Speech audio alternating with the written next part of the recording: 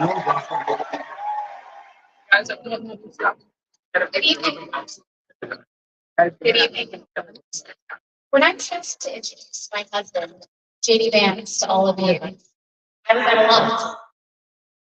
What can I say that has already been said before? After all, the man was already the subject of a Ron Howard movie. JD has shared much of his life through his own eloquent words.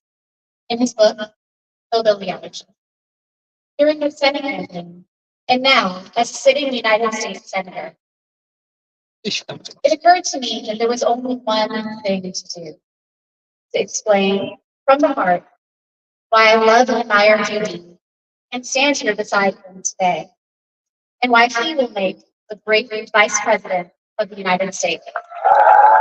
Thank you.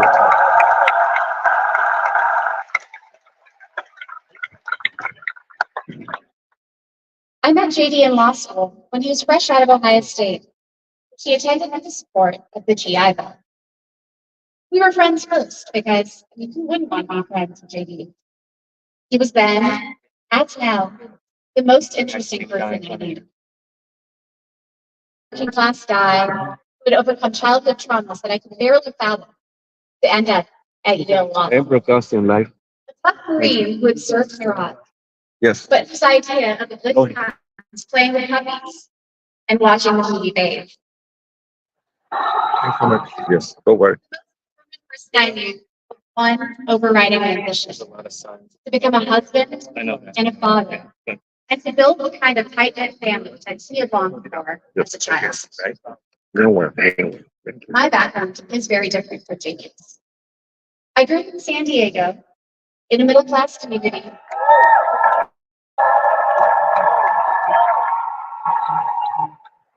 with two loving parents, both immigrants from India, and a wonderful sister. That JD and I could meet at all, let alone fall in love and marry, is a testament to this great country.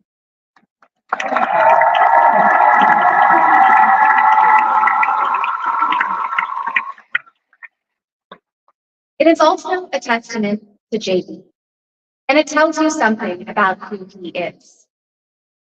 When JD met me, he approached our differences with curiosity and enthusiasm. He wanted to know everything about me, where I came from, what my life had been like. Although he's a meat and potatoes kind of guy, he adapted to my vegetarian diet and learned to cook food for my mother, Indian food. Before I knew it, he had become an integral part of my family, a person I could not imagine living without. The JD I knew then is the same JD you see today, except for that beard. And his goals in this new role are the same that he has pursued for our family: to keep people safe, to create opportunities, to build a better life, and to solve problems with an open mind.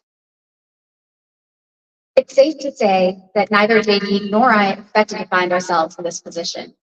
But it's hard to imagine a more powerful example of the American dream: a boy from Middletown, Ohio.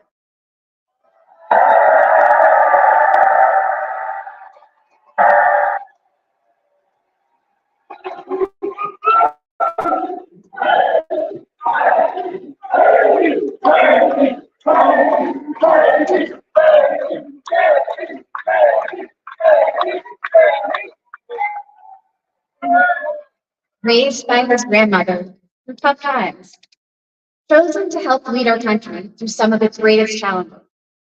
I am grateful to all of you for the trust you have placed in him and in our family. And with that, it is my great privilege to introduce my husband and the next Vice President of the United States, JD Vance.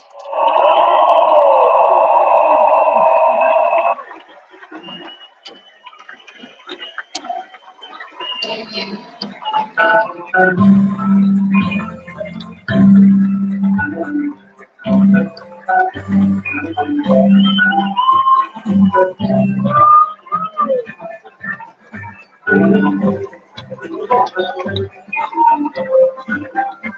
What ago, the United States was to be in work. At the last I was much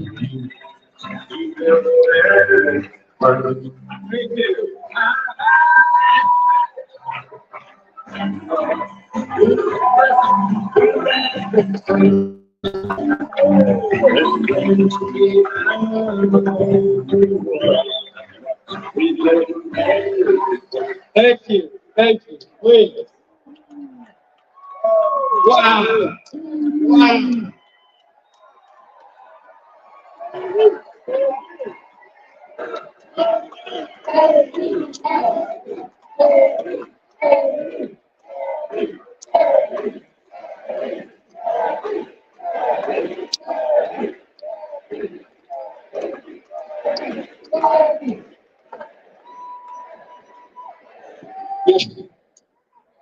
First of all, I don't know about you guys. Isn't she lovely? Amazing.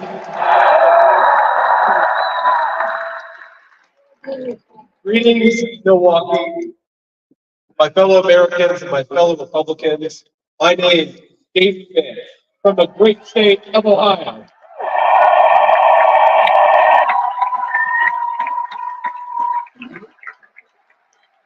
Tonight,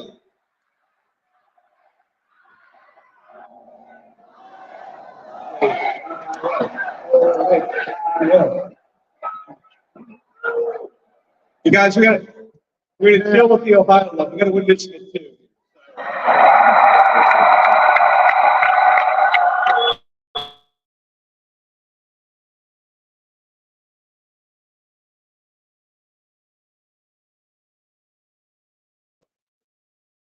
A celebration of what America once was, and with God's grace, what it will soon be again.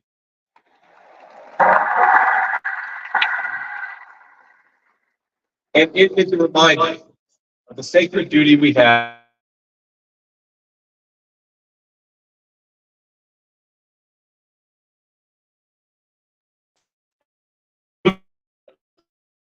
this evening. Celebrate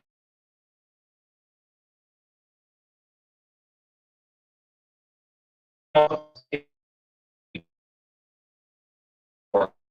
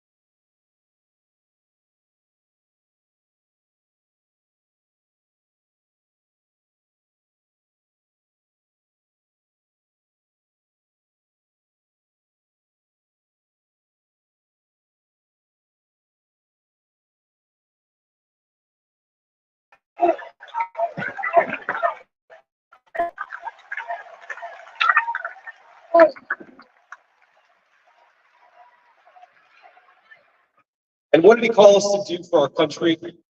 To fight for America. Even in his most perilous moment, we were on his mind. His instinct was for us, for our country, to call us to something higher, to something greater, to once again be citizens who ask what our country needs of us. Now consider what they said. They said he was a tyrant. They said he must be stopped at all costs. But how did he respond? He called for national unity, for national calm, literally right after an assassin nearly took his life.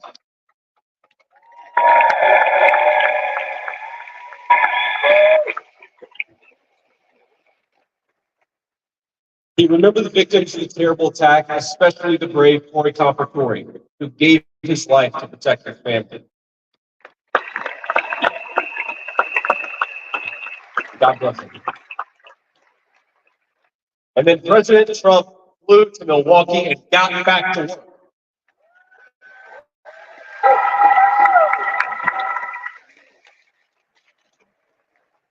Now that's the man I've gotten to know personally over the last few years. He is tough, he is, but he cares about people. He can stand defiant against an assassin one moment and call for national healing the next.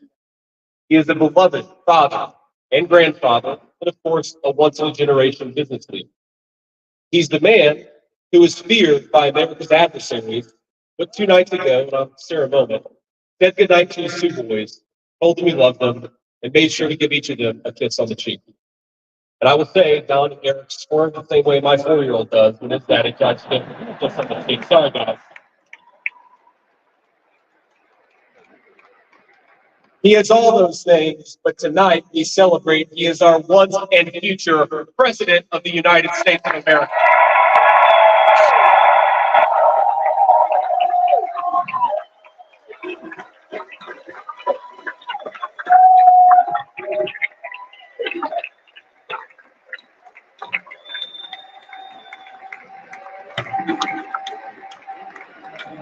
Now, I want to respond to his call for unity myself. We have a big tent in this party on everything from national security to economic policy. But my message to you, my fellow Republicans, is we love this country and we are united to win.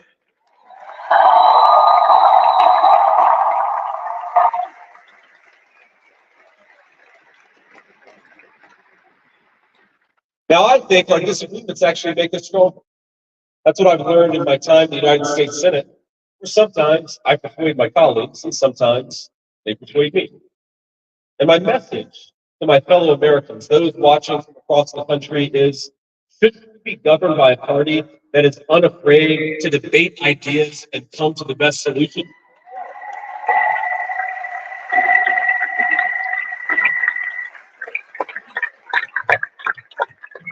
That's the Republican Party of the next 4 years, united in our love for this country and committed to free speech and the open exchange of ideas.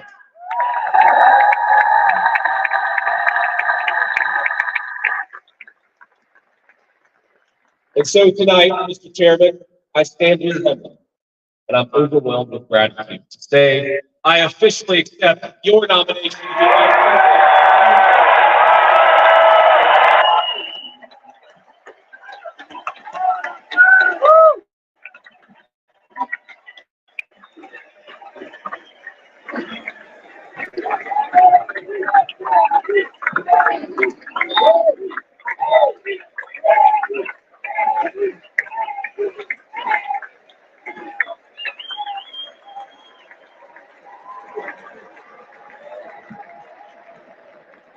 Well, in my wildest imagination, could I that I'd be standing here tonight?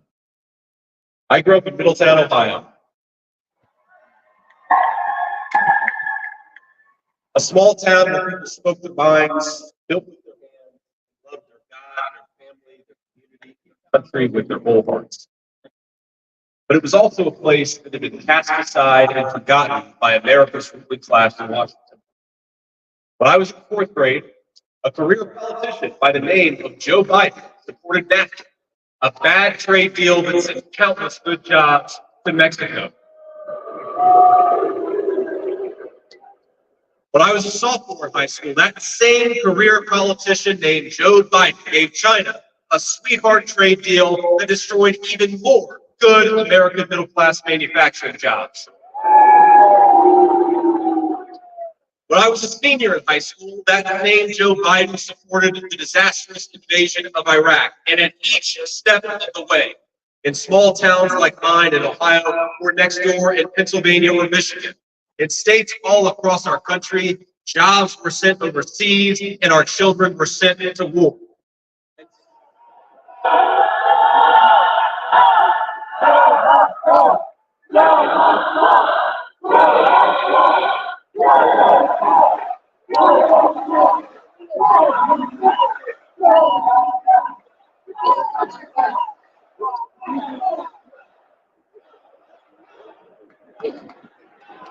I agree.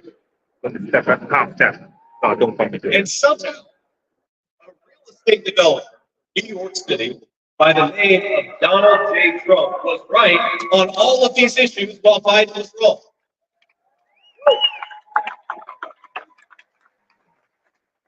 President Trump knew even then that we needed leaders who would put America first.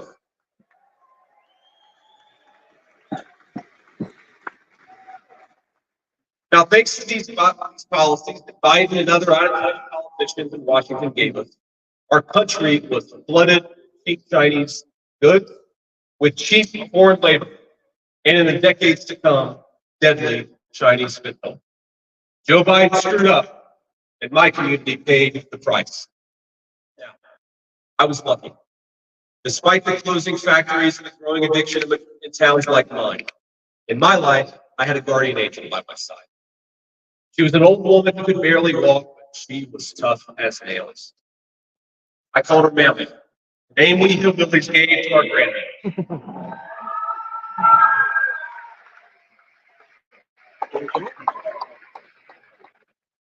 Mamaw raised me as her own, Mamaw raised me as my mother struggled with addiction. Mamaw was in so many ways a woman of contradiction. She loved the Lord, ladies and gentlemen. She was a woman of very deep Christian faith.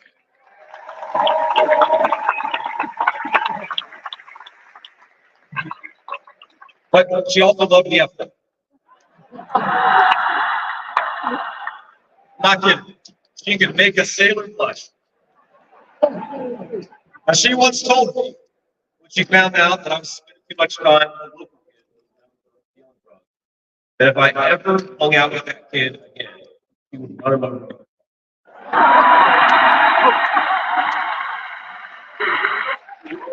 It's true. She said, JD, no one will ever find out.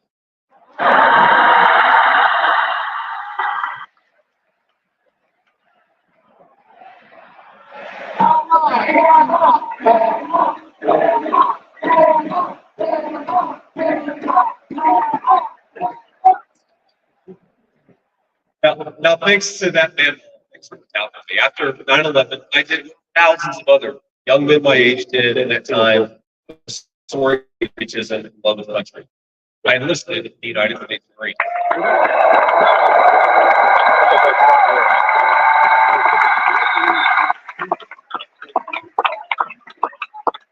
To provide my fellow Marines. I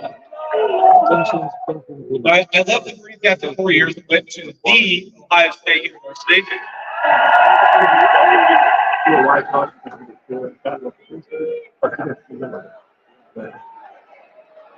I'm sorry, Michigan. I had to get that in.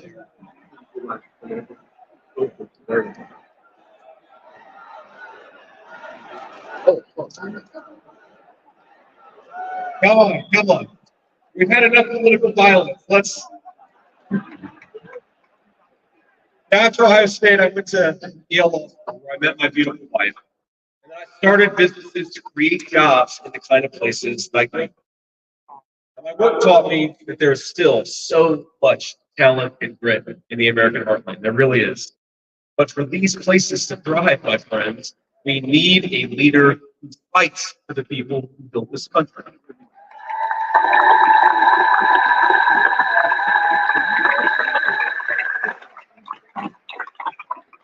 We need a leader who's not in the pocket of big business, but answers to the working man, union and non-union alike.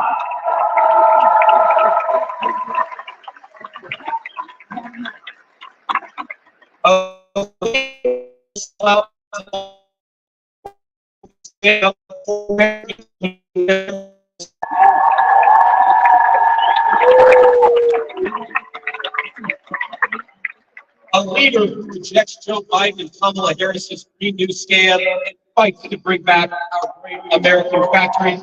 We need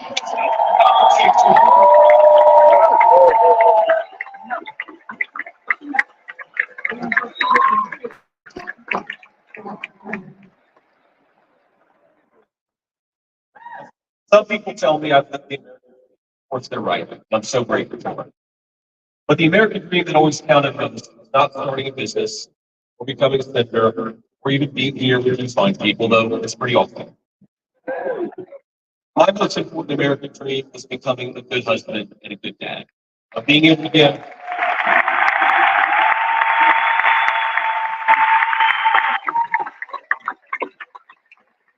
I want to give my kids the things that I did when I was young. And that's the accomplishment that I'm proud of.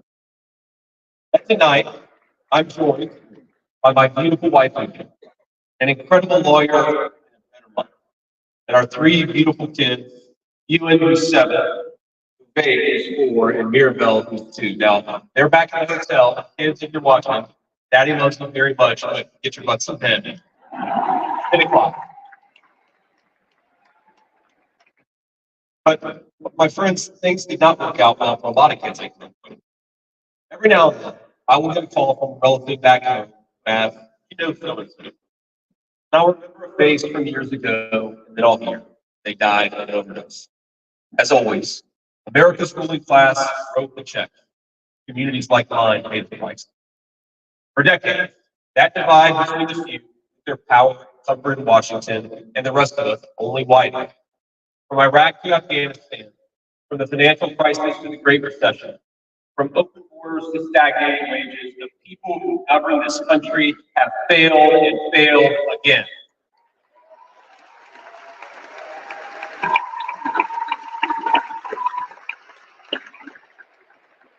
That is important until a guy named Donald J. Trump.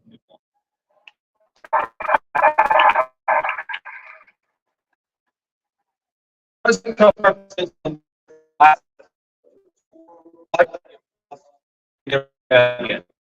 a country where working class far from the halls of power can stand on this stage as the next vice president of the United States of America.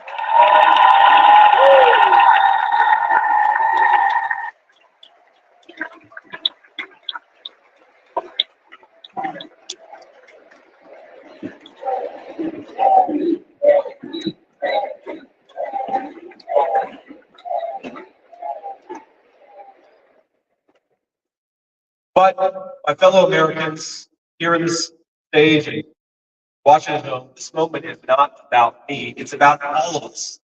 It's about who we're fighting. It's about the auto worker in Michigan wondering why out-of-touch politicians are just doing their job. It's about the factory worker in Wisconsin who makes things with their hands and is proud of American craftsmanship.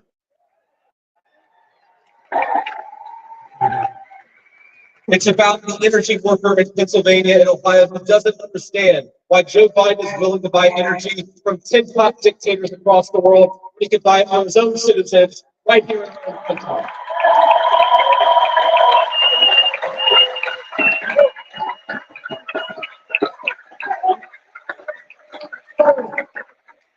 Hold on.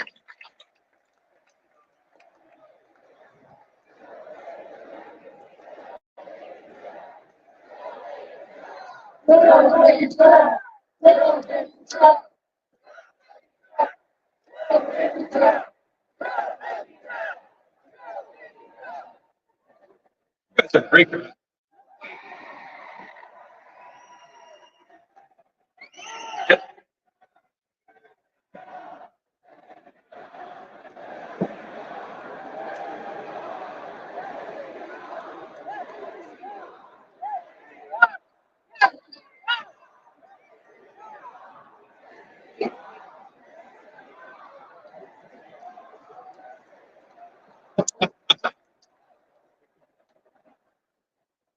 And it's about, our movement is about single moms like that, who struggled with money and addiction, but never gave up. I'm proud to say that tonight my mom is here. 10 years. Thank you.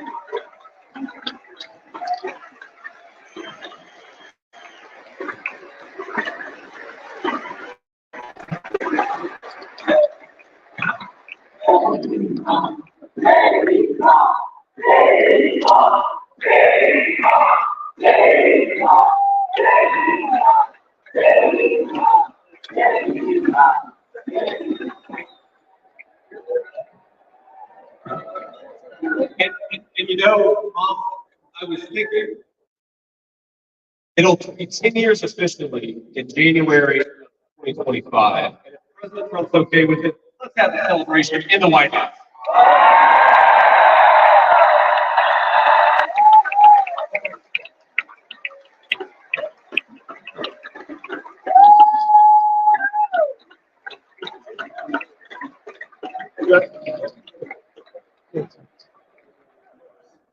And our movement, ladies and gentlemen, is about grandparents all across this country who are living on Social Security and raising grandchildren they didn't expect to raise.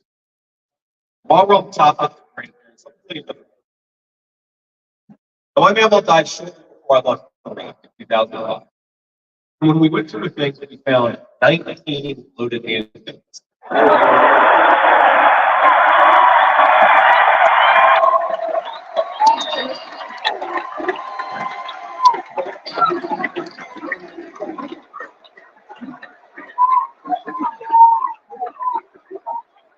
Well, the thing is, they were stashed all over her house, under her bed, in her closet, in the silverware.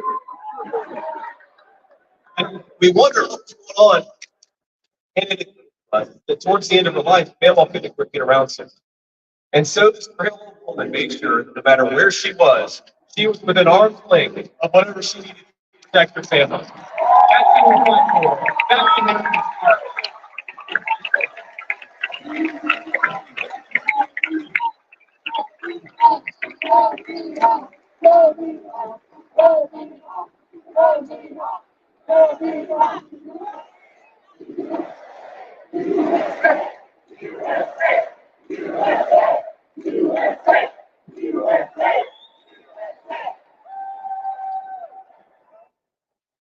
Now, Joe Biden has been a politician in Washington for longer than I've been alive. 39 years. Kamala Harris, not much further behind. For half a century, he's been the champion of every major policy initiative to make America weaker and poorer. And in 4 short years, Donald Trump reversed decades of betrayals inflicted by Joe Biden and the rest of the corrupt Washington insiders.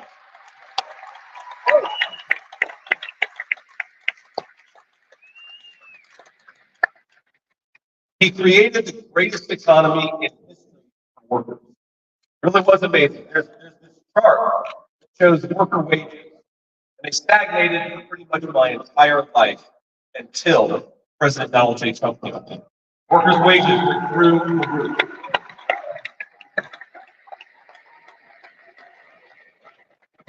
Just imagine what he's going to do when we give him 4 more years.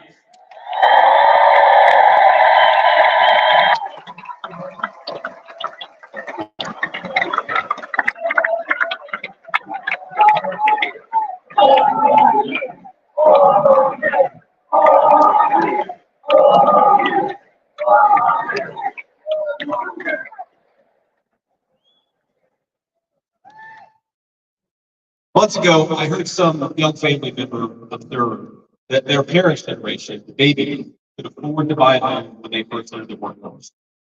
But I don't know this person observed if I'll ever be able to. The absurd cost of housing is the result of so many failures, and it reveals so much about what's broken in Washington. I can tell you exactly how it happened. Wall Street barons crashed the economy, and American builders went out of business. As trade unions scrambled for jobs, houses stopped being built.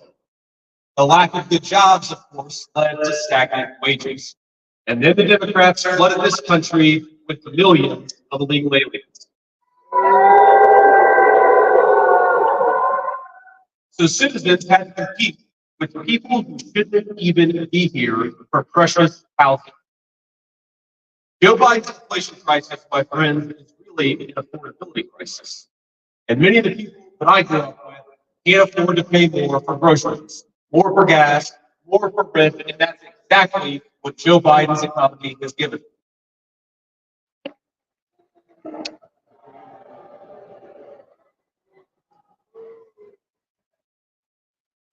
Joe sucks.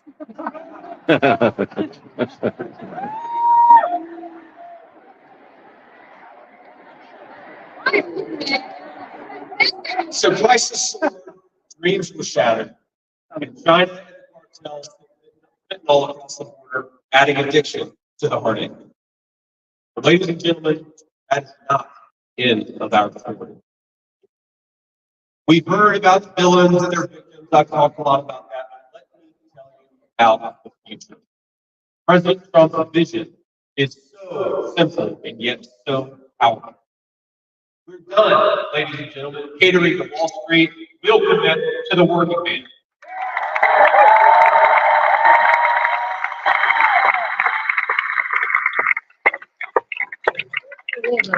We're done importing foreign labor. We're going to fight for American citizens and their good jobs and their good.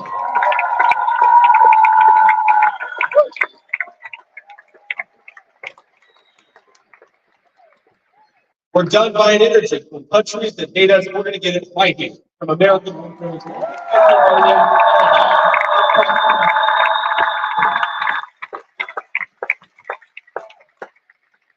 We're done sacrificing supply chains to unlimited global trade, and we're going to stamp more and more products with that beautiful label, made in the USA. All right.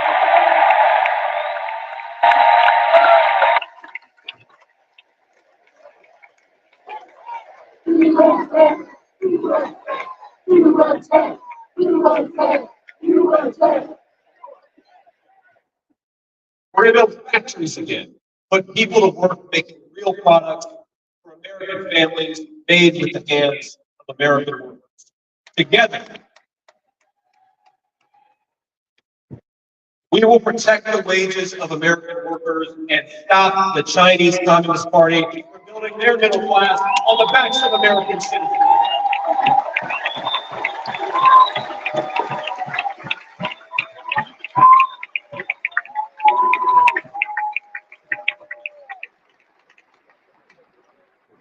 Together, we will make sure our allies share in the peace.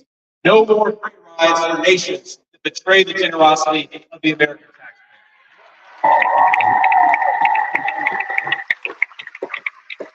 taxpayer.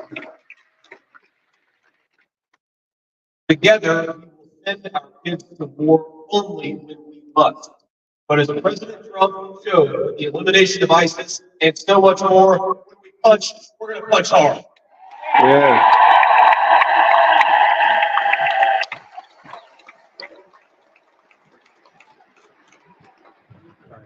Together, we will put the citizens of America first, color of skin. We will, in short, make America great again.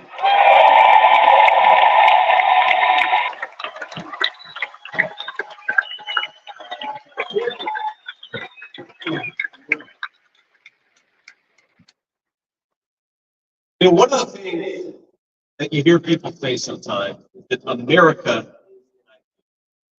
to be clear, America was indeed founded on brilliant ideas like the rule of law, religious liberty, things written into the fabric of our Constitution and our nation. But America is not just an idea.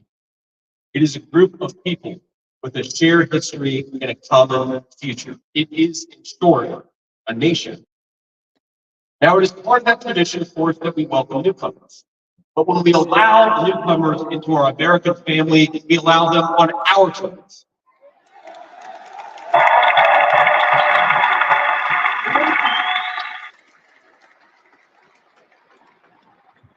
That's the way we preserve the continuity of this project from 250 years past to hopefully 250 years in the future.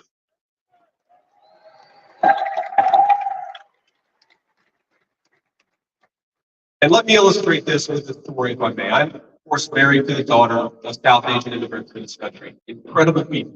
People who genuinely have enriched this country in so many ways. And of course, I'm biased. I love my wife and her family, but it's true. Now, when I proposed to my wife, we were in law school, and I said, honey, I come with $120,000 worth of law school debt and a cemetery plot on a mountainside in eastern Kentucky.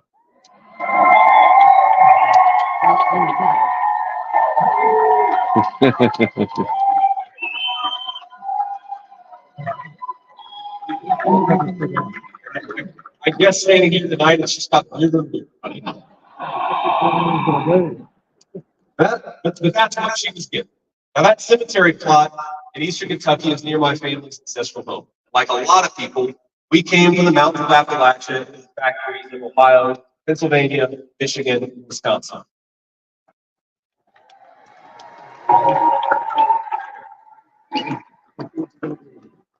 Now, that's a Kentucky coal country.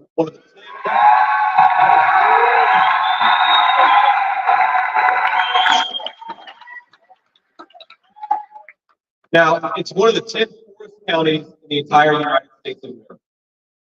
They're very hardworking people, and they're very good people. They're the kind of people who give you the shirt off their back, even if they can't afford enough to eat.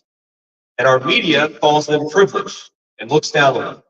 But they love this country, not only because it's a good idea, but because in their bones they know that this is their home. And it will be their children's home, and they would die fighting to protect it.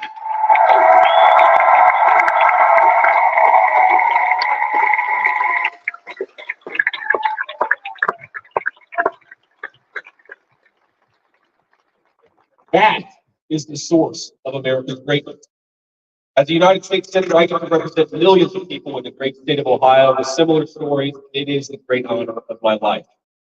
Now, in that cemetery, there are people who were born around the time of the Civil War. And if, as I hope, my wife and I are eventually laid to rest, and our kids follow us, there will be 7 generations just in that small mountain cemetery plot in eastern Kentucky. 7 generations of people who have fought for this country, who built this country, who made things in this country, and who would fight and die to protect this country if they were out.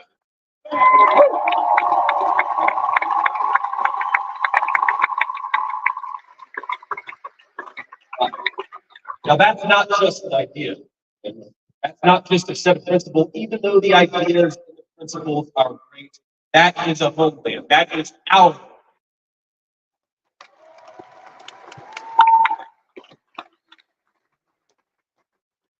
People will not fight abstractions, but they will fight for their home. And if this movement of ours is going to succeed, and if this country is going to thrive, our leaders have to remember that America is a nation, and its citizens deserve leaders who put its interests first.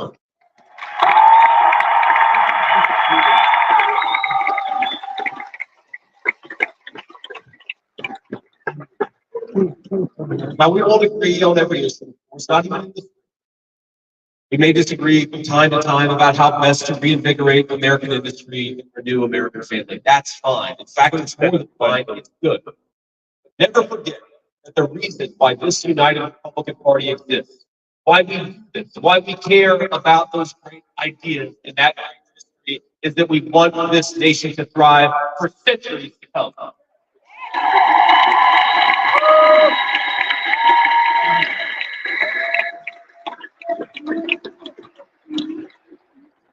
Now, eventually, that mountain cemetery, my children will lay me to rest.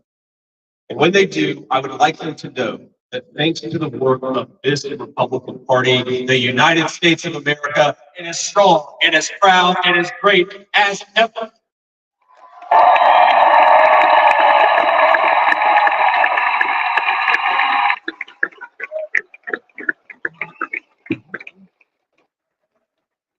That is, my friends, that is who we fight for, and the only thing that we need to do right now, the most important thing that we can do for those people, for that American nation that we all love, is to re-elect Donald J. Trump, President of the United States.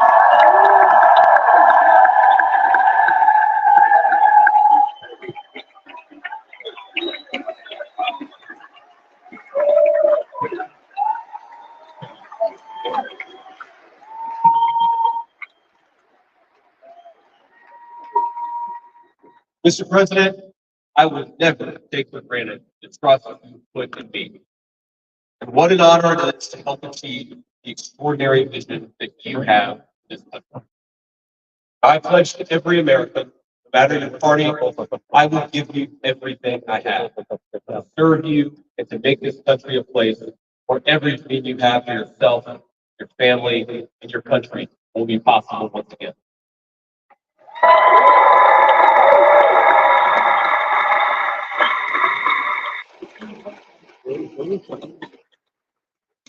And I promise you one more thing.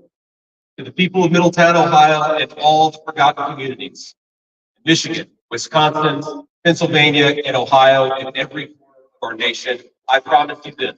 I will be a vice president who never forgets where he came from.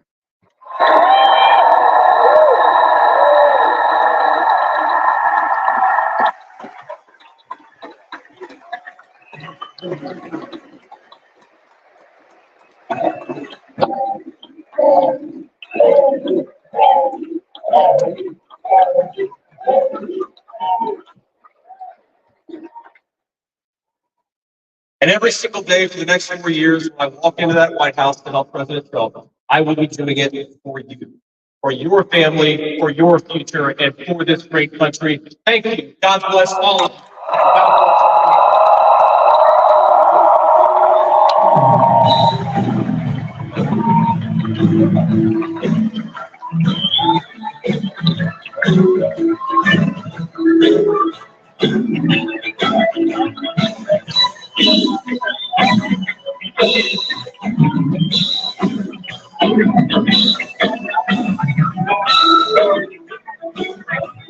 Bueno, con esto termina el discurso de J.D. Vance, candidato a vicepresidente de los Estados Unidos por el Partido Republicano. Nosotros cortamos la transmisión gracias a todos los que nos están viendo desde las diferentes partes de Puerto Rico. Cierra los trabajos de la noche. Volvemos mañana, si Dios lo permite, con otra columna radial con Jorge Rqdial.